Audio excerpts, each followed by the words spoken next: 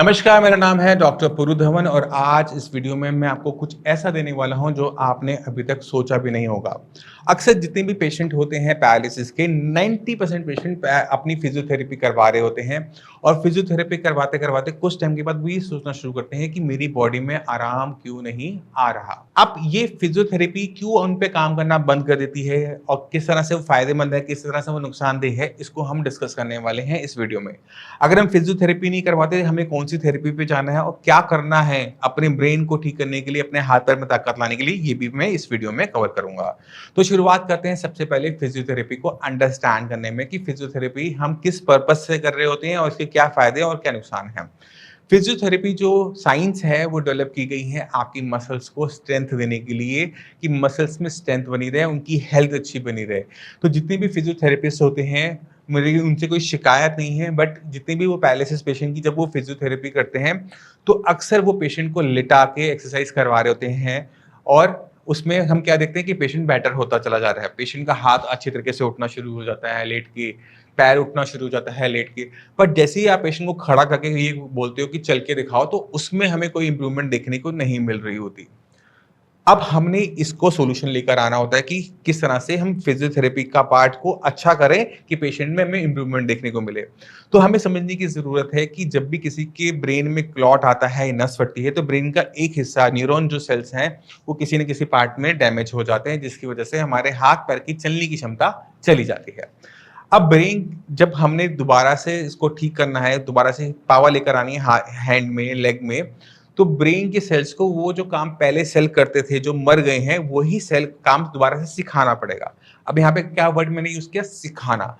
और जो learning process होता है ब्रेन का, वो रिपिटिशन से होता है, एक ही काम को बार-बार करने से। तो अगर आप पेशेंट को लेट के एक्सरसाइज करवा रहे हो, तो वो लेट के अच्छा हो जाएगा, बट खड़े होके नहीं हो पाएगा क्योंकि अब जब हम खड़े होते हैं तो हमारी बैक की बैलेंसिंग जो होती है, हम अपनी वेट को सँभाल रहे हैं खड़े होने के लिए अपराइट पोज़ीशन में, वो तो हुई नहीं। तो पेशेंट की लेग की अगर मूवमेंट अच्छी हो भी गई है, बट उसे वो यूज़ ही नहीं कर पाएगा क्योंकि अब उसको इन सारी चीज़ों को, इन सारी मसल्स को एक साथ कैसे यूज़ करना है खड़े होने के लिए, चलने के लिए, ये तो हमने ब्रेन को अंडरस्टैंड ही नहीं करवाया। जैसे अगर आपके घर में कोई बच्चा है, छोटा बच्चा है जो चलना अभी शुरू करेगा, उसको आप खड़े ही नहीं होने देते, उसको हमेशा आप कपड़े में बाँध के रखते हो या बेड पे ही उसकी मसाज-वसाज, टाँग-वाँग चलाते रहते हो, तो क्या वो चल पाएगा? खुद से सोच के देखो, क्या वो चल पाएगा कभी भी? कभी भी चल पाएगा? नहीं चल पाएगा क्योंकि ब्रेन जो है वो सीखता है, गिरता है, फेल होता है, दोबारा से उसे ट्राई करता है, फिर फेल होता है, फिर उसमें इम्प्रोवाइज़ेशन करता है और यही साइकिल चलती रहती है। हम फेल होते हैं, हम इम्प्रोवाइज़ करते हैं, हम ट्राई करते हैं और फिर अगेन हम इसी साइकिल को बढ़ाते हैं। तो ब्रेन को हमने रिपिटिशन देनी है, बट रिपिटिशन किस चीज़ की देनी है? वो है ऑक्यूपेशनल थेरेपी की। ऑक्यूपेशनल थेरेपी क्या है? वो ब्रेन के लिए है। जैसे फिजियोथेरेपी मसल्स के लिए है, ऑक्यूपेशनल थेरेपी आपके ब्रेन के लिए होती है कि ब्रेन को सिखा रहे हैं कि चलना कैसे है। और ऑक्यूपेशनल थेरेपी इतनी ईज़ी है कि आप इसको एक ही बारी में इसी वीडियो में आप समझ जाएँगे। अब आप अपने ब्रेन को ट्रेन कर रहे हैं। किस काम के लिए ट्रेन कर रहे हैं, बस आपने वो ध्यान रखना है। आपने पेशेंट को अगर ट्रेन करना है चलने के लिए, तो उसको सिर्फ़ चलाना है, बट हमने पेशेंट को सही तरीके से चलाना ज़रूरी है। अब पैर कैसे रखना है वो इम्पोर्टेंट है, तो आज इस वीडियो में आपको एग्ज़ाम्पल भी दे देता हूँ, समझा भी देता हूँ कि किस तरह से हमने पेशेंट की लेग की इम्प्रूवमेंट करनी है, जिससे आप इसे ट्राई भी कर सको और मेरी बात को आप कितने सक्सेसफुल हैं वो भी जज कर पाओगे। मैक्सिमम पैरालिसिस पेशेंट में हमें छोटी-मोटी कंप्लेंट चलने में देखने को मिल जाती है कि पेशेंट की में लिम्पिंग हो रही है या कोई और दिक्कत हो रही है, तो जिस तरह से मैं आज आपको बताने वाला हूँ, वो आप सारी की सारी प्रॉब्लम का सॉल्यूशन लेकर आएगा। आपने ध्यान के रखना कि चलते समय घुटने इस तरह से बेंड ना हो, ठीक है? आप सीधे खड़े हो, सीधा पैर निकालोगे, एड़ी ज़मीन पे लगाओगे। अगर मैं पूरा पैर रखूँगा तो मेरा ये घुटना मुड़ेगा, ये वाला घुटना मुड़ेगा और मुझे ये वाला घुटना भी, दूसरा घुटना भी मोड़ना पड़ेगा और मेरी चाल कुछ इस तरह से बन जाएगी, है ना? तो हमने क्या करना है? हमने अपनी लेग सीधी खोलनी है। ग्राउंड पे पहले क्या टच करना है? अपना एंकल, एड़ी। पंजा आगे रखा और अब ये पैर पीछे वाला देखोगे मेरा मुड़ गया है, ये तभी मुड़ेगा। फिर हम पैर को जब निकालेंगे तो दोबारा से हम एड़ी टच करेंगे। अब देखो मेरा पैर बिल्कुल स्ट्रेट है ना, मेरा नी लॉक है। फिर हम आगे बढ़ेंगे। अब ये जब हम ढीला करते हैं तब ये जाके मुड़ता है। फिर हम पैर को आगे बढ़ाते हैं। आपने बस इस चीज़ का ध्यान रखना है कि जब हम पैर को आगे बढ़ाएँ तो ये लॉक में हो, घुटना हमारा लॉक लगे और ज़मीन पे हमारी एड़ी टच करे, ना कि पंजा। अगर मैं पूरा पंजा करूँगा, देखो ये मुड़ गया और ये मुड़ गया। आप खुद ट्राई कर सकते हो इसको। अगर मैं पूरा पैर ऐसे रख के चलूँगा तो ये मेरी चाल कुछ इस तरह से बन जाएगी। ठीक है? तो आप इसको प्रैक्टिस करेंगे, अपनी ज़मीन पे हमेशा पहले एड़ी टच करेंगे, फिर पंजा टच करेंगे। जितने भी पैरालिसिस के पेशेंट इस वीडियो को देख रहे हैं, घर पे एक बार ज़रूर ट्राई करो, किसी का सहारा लेके ट्राई करना और फिर इमेजिन करना कि कितनी इंप्रूवमेंट आपको एक ही दिन में देखने को मिल गई। जब आप ये प्रॉपर चाल ले लेते हो, उसके बाद आपने बस स्पीड पकड़नी होती है। तो अपने माइंड में क्या रखा करो, एड़ी पंजा, एड़ी पंजा, एड़ी पंजा, और देखना आगे है, नीचे की तरफ नहीं देखना। नीचे की तरफ देखोगे तो क्या होगा, आगे शरीर झुक जाएगा और ये झुका, घुटने मुड़ेंगे और सेंटर ऑफ ग्रेविटी आगे की तरफ आएगी और आपको गिरने का डर लगेगा। बट आप जब सीधे खड़े होगे तो सेंटर ऑफ ग्रेविटी सेंटर में आ जाएगी और आपको चलने में कोई दिक्कत नहीं होगी।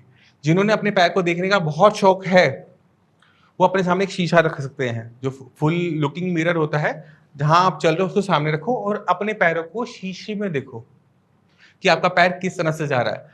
जब तक आपका पैर सही तरीके से नहीं रखा जाता, आप स्टेप नहीं उठाओगे, कोई स्टेप मिस नहीं करोगे, क्योंकि इसके अंदर स्लो मायने रखता है, इसमें स्पीड मायने नहीं रखती। हम कितनी बार अपने पैर को सही तरीके से रख रहे हैं, तो हम ब्रेन को अंडरस्टैंड करवा रहे हैं कि पैर रखना कैसे है चलते समय।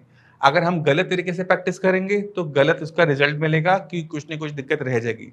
बट अगर हम रोज इसकी प्रैक्टिस करते हैं तो ब्रेन ट्रेंड हो रहा है ना, जब ब्रेन ट्रेंड हो रहा है तो वो आपकी मसल मेमोरी में चला जाता है, फिर आपको सोचने की जरूरत नहीं कि पैर कैसे जा रहा है कैसे नहीं जा रहा। अभी मसल मेमोरी क्या होती है और किस तरह से हमारी ज़िंदगी का पार्ट होती है, इसको समझना भी ज़रूरी है। आपकी अगर घर में सीढ़ियाँ हैं, मैं पूरा अंधेरा कर दूँ, कोई लाइट नहीं जल रही, फिर भी आपको पता होता है कि कौन-सी सीढ़ी कहाँ पर लगी हुई है। जो लोग किचन में काम कर रहे होते हैं, उनको पता है कि बिना देखे बात करते हुए भी वो आराम से सब्ज़ी काट पाते हैं, क्योंकि उनका हाथ सेट हो चुका होता है। ये हाथ सेट होने का मतलब है कि उनकी मसल मेमोरी बन चुकी होती है कि उनको कैसे हाथ चलाना है, कितना चलाना है, उनको उनकी ब्रेन को पता होता है। तो जब हम ब्रेन को इतना ट्रेन कर देते हैं तो हम उसके साथ-साथ 2 काम अलग से भी हम कर पाते हैं। तो ये मसल मेमोरी हमने डेवलप करनी होती है प्रैक्टिस करने से। तो हम क्या कर रहे हैं, जब हम चल रहे हैं, ये कैसे चल पा रहे हैं, नॉर्मल कोई इंसान कैसे चल पा रहा है, क्योंकि इसकी ये मसल मेमोरी ब्रेन में फीड हो गई है। तो जब हमें पैरालिसिस हुआ तो ये मसल मेमोरी हमारी खत्म हो गई और यही मसल मेमोरी हमें वापस लेकर आनी पड़ती है पैरालिसिस पेशेंट में। और अगर मसल मेमोरी सही तरीके से बनी हुई है तो वो सही तरीके से चलेगी, अगर गलत बना दी तो गलत तरीके से चलेगी। तो बहुत इंपॉर्टेंट होता है कि आप कोई भी चीज़ जो अपने ब्रेन को ट्रेन कर रहे हो, स्टार्ट विद द स्लो, क्योंकि slow and steady win the race. ये वही खरगोश और कछुए वाली कहानी है कि इसमें कछुआ जीतता है क्योंकि वो स्लो मूव कर रहा है और अच्छी तरीके से वो ट्रेंड होता है, तभी वो आगे निकल पाता है। आपने स्पीड पकड़ोगे, फटाफट दौड़ोगे, लिंपिंग करोगे, गिरोगे, चोट लगेगी और ना ही आपका ब्रेन ढंग से ट्रेन हो पाएगा। तो मैं उम्मीद करता हूँ इस वीडियो से आप समझ गए फिजियोथेरेपी और ऑक्यूपेशनल थेरेपी के बीच में डिफरेंस, किस चीज़ पे जोर देना है वो आप समझ गए। मसल्स को ठीक रखने के लिए फिजियोथेरेपी अच्छी है और ब्रेन को ट्रेन करने के लिए ऑक्यूपेशन थेरेपी अच्छी है विद एग्जांपल। फिर भी माइंड में कोई भी डाउट है, कुछ भी पूछना चाहते हो, डॉक्टर्स अवेलेबल हैं, मैं अवेलेबल हूँ। आपकी पूरी हेल्प की जाएगी साइंस इंजीनियरिंग में। इसी के साथ मैं चलने की आगे चाहूँगा। मिलते हैं अगले वीडियो में, तब तक के लिए नमस्कार।